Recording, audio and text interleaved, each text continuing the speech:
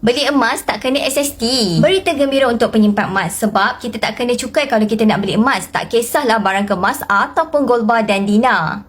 Kata kerajaan, jongkok emas dan barang kemas sering dianggap sebagai alat pelaburan atau simpanan. Dari segi budaya pula, emas memainkan peranan penting dalam pelbagai komuniti, sering dijadikan hadiah simbolik seperti peristiwa penting untuk kelahiran anak atau perkahwinan. Maksudnya kat sini, kerajaan pun aware yang sebenarnya emas adalah barang keperluan yang mana kita guna dalam budaya kita, culture kita, dan yang paling penting, tuan-puan, emas penting untuk simpanan jangka masa akan datang. Kalau kita simpan dalam bentuk duit kita bocor, duit kita habis atau duit kita makin lama makin kecil nilai dia.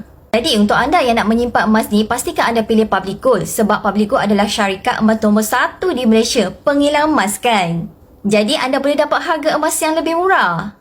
Yang paling penting, patuh syariah sebab ada emas fizikal. Dan anda perlu menabung emas di akaun emas gap kalau anda nak nampak hasilnya dalam tabungan anda. Akaun emas gap ni adalah gold accumulation program yang mana anda boleh menabung sikit-sikit. Let's say anda nak ada 1 dinar seperti di tangan saya, 1 dinar bernilai RM2,100 ini agak mahal untuk certain people.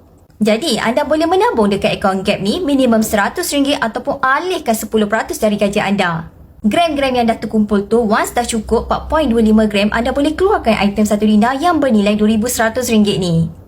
Kalau nak simpan emas, pastikan anda pilih Public Gold. Anda perlu dapatkan bimbingan saya supaya saya boleh bantu anda sehingga anda capai target 1 dinar yang pertama.